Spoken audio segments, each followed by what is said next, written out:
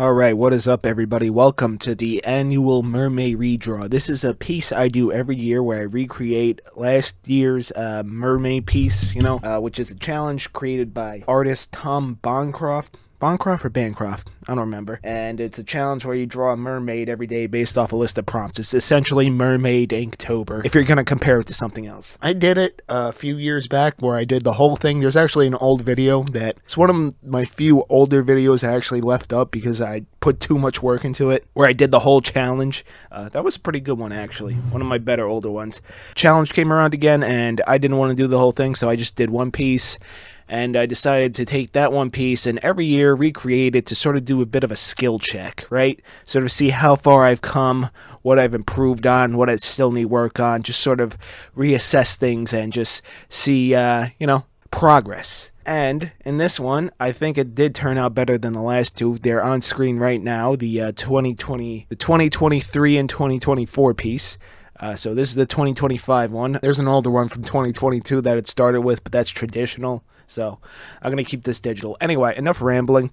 I wanted to take this video and turn it sort of into a annual channel update slash Q&A type video because you guys don't really want to see my drawing videos, which is partially unfortunate because, I do know some of you do, but the majority of you want to hear me talk about bad webcomics and weird art people, which honestly I think is a little bit more interesting than I drew this picture, then I added lines, and then I added color, and then I made it look pretty. Obviously, there's ways around it being bland, and you can edit it better and more entertaining, but I think doing this more research, documentary sort of oriented stuff is better for me. Also, using a script is better too. Doing this one off the cuff. This is one of the rare unscripted videos from this era of the John channel. I did ask for some questions, so you guys could get a little Q&A session going on here. Yeah, let me just pull them up. All right, so actually, somebody responded over on the Discord rather than on the post I put up, or posts. So that's all right. I'll just answer them directly here. It seems we got a lot of questions about Doomsayer, which is my comic. If you're new here, if you just clicked on this video at random, which I'm surprised. I didn't realize there were that many people that actually read it and enjoyed it. So thank you very much. Appreciate the support. But I See Love over here, one of my mods over there, says split the categories for some reason. I just gave examples of the types of questions, but all right, that's fine. So we got multi-parter to start out. So art, are you right-handed or left-handed? Right-handed. Comics, what is a red flag when you're reading a comic? As in, I have a feeling this comic is going to be awful / horrific. That's a good question.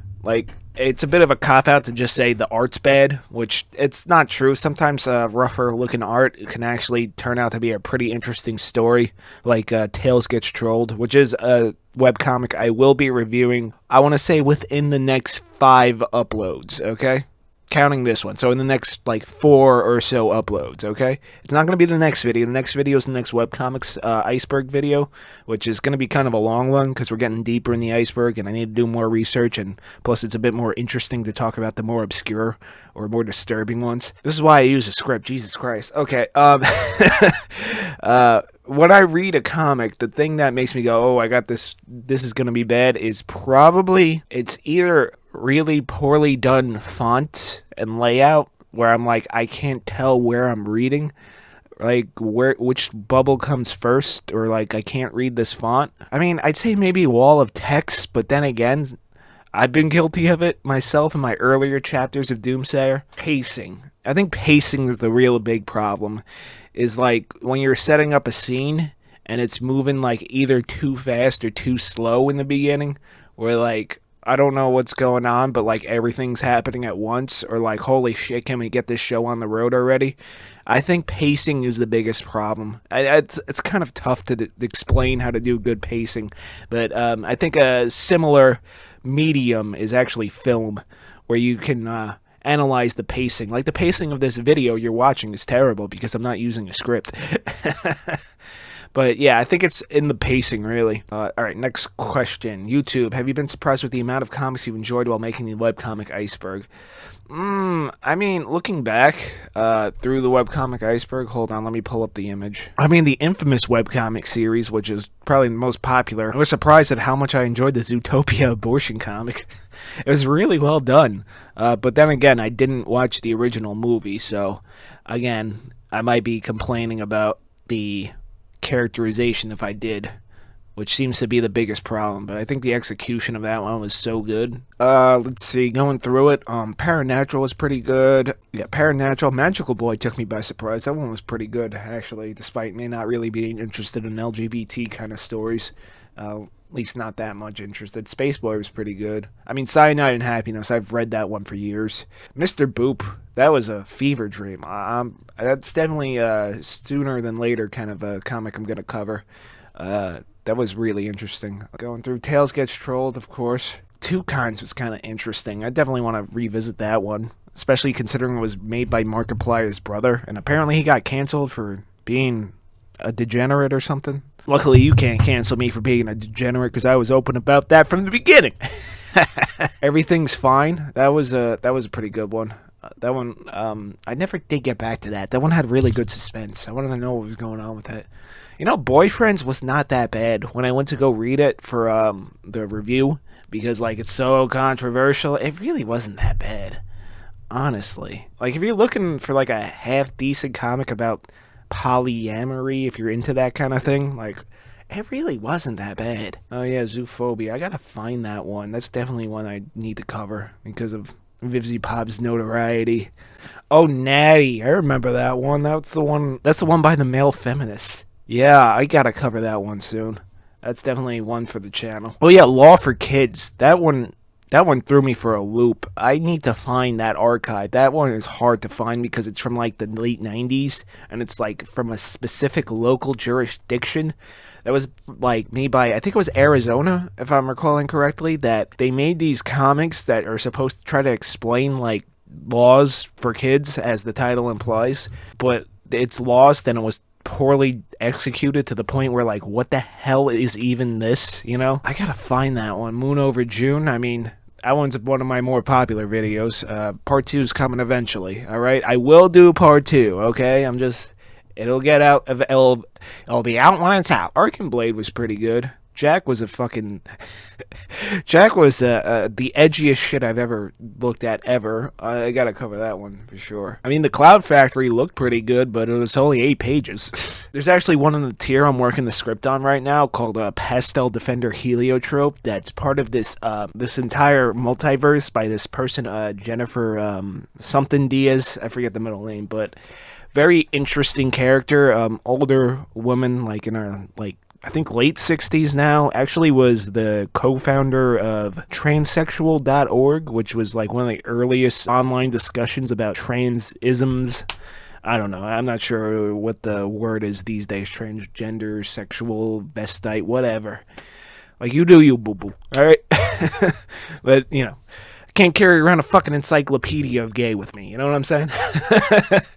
But, yeah, that one was kind of interesting. But, yeah, also there was one called Soul of Neko that, I mean, I like the artist's work, very, very degenerate, but it wasn't translated, so that one just kind of mystifies me because, like, it's all in Indonesian, but there's, like, only a partial translation of the first few panels out there.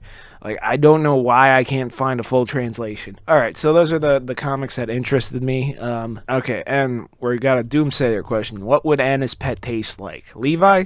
You want to eat Levi. What the fuck is wrong with you? Well, hypothetically speaking, Levi is heavily based off of penguins, right? Because penguins are so goddamn cute. But I gave him a squirrel tail because squirrels are so goddamn cute. And I gave him horns because, you know, I don't know, design elements. I guess he tastes close to whatever a penguin tastes like, so some kind of bird, some kind of land bird. Maybe similar to an ostrich. I know people eat ostriches. If you're from Australia, you eat ostriches, don't you? What do ostriches taste like? Probably like that. Life question. Okay. Do you cook or like cooking? Yeah, I cook a little bit. I'm pretty nasty with an air fryer, you know? I'm telling you, you get an air fryer, it changes your life, bro.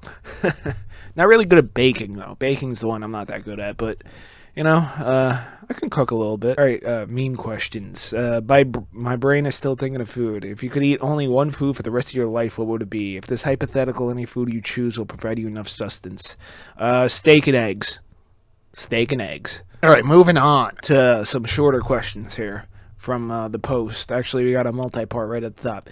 So from the original post, we got Live2Art, who's a pretty active member of the Discord, always posting cool artwork. By the way, guys, check out the Discord. It's chill there. You know, everybody's very supportive, just sharing art, just being nerds, you know. So do you have brothers, sisters? If so, what do they do? I do have a brother and a sister. I'm not going to tell you what they do because while I am a public figure technically doing these YouTube videos, they are not, and I want to respect their privacy. But one brother, one sister. If you were a mythical creature, what would you be? I don't know, something with wings. I want to fly. That'd be sick. Like a Pegasus or something. That's cool. Or a griffin. Something with wings. What are the ones with wings? Favorite animal? I think my favorite animal is probably birds. I like birds. Birds are cool as shit. Pets, past and present. I don't have any pets at the moment. When I was a kid, we had fish, but I don't know if any of you guys ever had fish. Taking care of that aquarium's a pain in the ass. When I was like a baby, like not even conscious thought, my parents had cats, but fortunately, cat got hit by a car. Yeah, and they never wanted to get pets again because, you know, losing a pet like that kind of makes it like it's kind of tough, you know. But bucket list destinations. Do you like to travel, by the way? I don't really like to travel that much. A bit of a homebody, honestly. I mean, that's why I'm a fucking YouTuber. But places I'd like to go, probably, I'd say Scandinavia would be really cool. You know, I guess Europe, you know, UK, Scotland, England, Ireland, you know, that area. That'd be kind of cool to visit too. You know, especially Scotland, you know, visit my heritage, you know, in Ireland. I'm Scot-Irish as fuck, bro. I turn red in the sun in 5 seconds. Japan be pretty cool, obviously, you know, exercise the inner weeb. South Korea, too, actually, would be kind of cool to visit. China, you know, despite the government there. China be kind of cool to see, you know, such like a long history. I mean, I've already pretty much visited like everywhere I wanted to visit in the United States, you know. I mean, I've been to New York City like hundreds of times, you know. Don't go to New York City, it's a shithole. You know, I've been to like, you know, Washington, D.C., saw the White House and all that. Been down to Florida, went to Disneyland, you know. Or Disney World, I don't remember which one's down there. Don't want to go to California, ever. Never gonna go to California. I don't know, maybe that'll change, who knows. But, yeah, I mean, I don't really feel the need to see the Grand Canyon. I don't know, it's just a big gorge. I'm sure it looks pretty, but I don't know. But yeah, I'm trying to think other, like, places in the United States. I got nothing. But yeah, mostly abroad, you know. Like to visit foreign countries. Just to see different cultures, you know? I think it'd be interesting. I don't know, maybe Canada someday. You know, I'm always poking fun at Canada, but, like, you know, Canada's cool. All right, next question from FoxboxTrot9436. Hell of a name. Okie dokie. If Doomsayer could be adapted into any type of video game, what genre would you like to be? A funny follow-up, what would be the worst genre? I feel like the cop-out best genre would probably be like a JRPG, you know, turn-based, you know, because we got all this fantasy, we got this magic and all that. I think either survival horror would actually be kind of interesting. If we set it more like in-universe than follow the characters, because, you know, you get all these creatures coming out from the other dimension, you know. Might be better to play from the perspective as a human in this world rather than one of the mage bloods. I think that'd be cool. I do like survival horror a bit. Casual fan. It depends. Sometimes I just have shitty design with, like, shitty fixed camera angles and fuck-ass tank controls. Yeah, I said it. That's bad game design. There's a reason we stopped doing it. Okay? I hate fixed camera angles so much. Worst genre. Well, hold on. Before I get to that, you know what would actually be a funny genre? A dating sim. That would be funny. I think that could actually work. But worst genre? I think the worst would probably be a visual novel, you know, kind of similar to a dating sim, but a visual novel because, like, that's just translating it to video game form without making much changes. You know, I do like visual novels, but I think my story wouldn't work that way in game form. Worst genre, probably something live service, like a hero shooter battle royale. Fuck that shit. because I just don't like them. All right, we got a couple more questions here. These are a little bit quicker. If Doomsayer got an anime adaptation, what studio would it be suited for? I'm guessing that's an autocorrect. No disrespect to Doom. I can't play Doom. It gives me motion sickness. I don't know why. It's one of the few games that like actually gives me motion sickness. Something about the way he bobs and weaves when you run. The original I'm talking about. I have played 2016. That was a pretty cool game. Animated adaptation of Doomsayer. I would say probably I would go with Trigger. Yeah. I think Trigger. Definitely going with Trigger. Got a webcomic recommendation. Knights of the Wandering Castles by Looney Doodles. Looney Dobles. Lunny Dup. Whatever the fuck that is. I'll check it out. How did you come up with the idea for Doomsayer? Good question. I don't know. I just made the fuck up. No, I was trying to write a book a while back, like a long time ago, like a word book, novel, prose fiction. It was actually a crime thriller. I'm actually trying to rework that story into a different comic with some like character designs and stuff, and sort of reworking the story.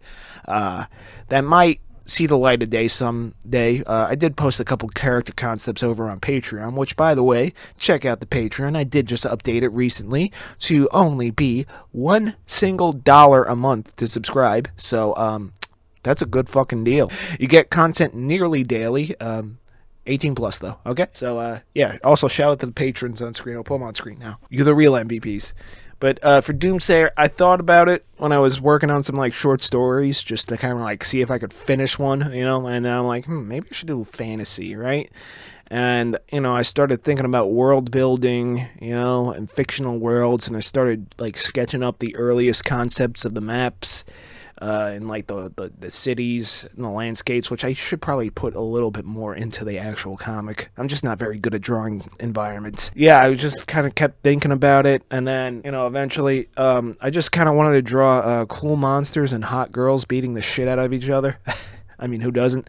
And sort of built a story around that and this world I was making. Sort of used the Tite Kubo approach. The guy that made Bleach, he kind of said like, yeah, I just draw these cool concepts, then I sort of build the story around it. So yeah, it was kind of like that, and then, eventually I just started drawing up I actually made a few like mock pages just to see it, because it's actually my first comic ever, really. Well, technically not first comic, but first like actual professional level comic as an adult. But well, quote-unquote professional. So, I made a few mock pages, too, that actually ended up just getting scrapped, and then I'm like, all right, let me go write the script now. So I think if you do want to start a comic, maybe make just a few mock pages, just kind of get an idea of, like, how to lay out pages and how these characters interact and all that. All right, next question. Footfucker6974 says, do you do tricks on it? Okay, Footfucker. I don't know what you mean. Tricks on what? All right, last question here from John Williams Will 9 Pix. If Doomslayer, probably just an autocorrect, if Doomsayer ever gets an adaptation of any idea, who do you want to play some of the characters? That's a good question. Personally, I wouldn't want it to get a live action adaptation. I'd probably go with animation of some kind. Probably outsource it to one of those Japanese anime studios, not American ones, because we know what the American ones do. I will get to Devil May Cry one day. Anyway, I think the most important thing is the director, actually, if we're going to do like a live action kind of thing. If we're going to do like either a series of movies or like a TV show. I think that's probably the most important part, because rather than casting or the actors, the director's sort of the guy that like oversees everything. I would want to write the screenplays myself. For directors, I think, honestly, I want to see the Coen brothers do fantasy. I think that would be sick. They just have a way of like directing those like more like I don't want to say dull, but like more mundane moments and keeping them engaging. And there's like a little bit of that in my story, like a little bit of that like they're quieter parts. I just like the way they do them, and they're always good at converging plot lines, in my opinion. So that's that's who I will want to direct him. As for casting, I think the most important like ones I want to like get close enough to the look is probably the Queen and Anna. The rest, they could be altered a little bit. No race or gender swaps or any of that. I don't want that. That's going to be part of a contract kind of deal if this ever happens in this hypothetical world, right? But I think, all right, she's a little bit older than what I want, but I think she'd be good, and honestly, she still looks pretty good. I think Amanda Seyfried as the Queen. I want to see her play an evil psychopath. I think that'd be cool. She's actually quite a bit older than the actual character, but I think Christina Hendricks would be good for Melissa, because I want a full-blown ginger to play Melissa. Alyssa, I think we'll go with... yeah, Ella Purnell from the Fallout show. If she dyes her hair blonde. Actually, I'm looking at this picture right here. If she actually has her hair dyed blonde, she'd probably be a good fit for her. For Emma, I'm actually gonna... I think I'd go with Ella Balinska from... you may know her from Forspoken. You know, that terrible game everybody hated, but she actually probably is the closest to look. She could just kind of buff up a little bit, you know? For Milton, I think John Malkovich would be good. We're talking about like infinite budget here. Just, I would put John Malkovich as Milton. Yeah, that'd be good. But he's a bit taller than I'd like, but that's fine. Mike, Special Agent Mike Watkins, who hasn't had a lot of screen time, but he's a bit of an important character. I want Terry Crews, because I love Terry Crews. He's got to grow out a mustache. Kieran, I think I'd go with Henry Cavill for him. A lot of these characters are like a bit older than what they are in the comic, but that's okay. You know, you could use like makeup or digital de-aging or something. A lot of these are kind of hard to cast. I'm trying to think who would be good for Anna. I don't know. Like, I really want to get the look right for her, and the Queen, I think, would be like good. Those are the characters I want to get the look right the most. The other ones, like, it's okay if you like don't look exactly the same as long as like the race and gender are the same. I don't know, this is kind of tough. This is a tough one. I don't know, man. This is really hard, actually.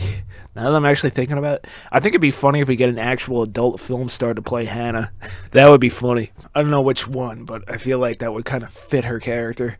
Obviously, they're not very good actors. You only watch that stuff for one reason. I don't know, guys. Maybe you tell me who you think would be better picked for these roles, because I have no idea. All right, it's hard to cast this. That's why we have casting directors, the people that figure out like who's gonna play who, right? But yeah, that's the last question. Thank you for asking them. I hope I answered them in some capacity or form. Check out the Mermay piece on screen now. It'll be finished and pretty and nice and all that. Check out the Patreon. It's only $1 a month now. I've lowered the price. Stay tuned for the next video where I actually use a script and I don't stumble all over my words like a moron. And yeah, like, comment, subscribe. I'll see you next year or next time. Not next year. Stay tuned for the next video. It's coming sooner than you think. All right. See ya.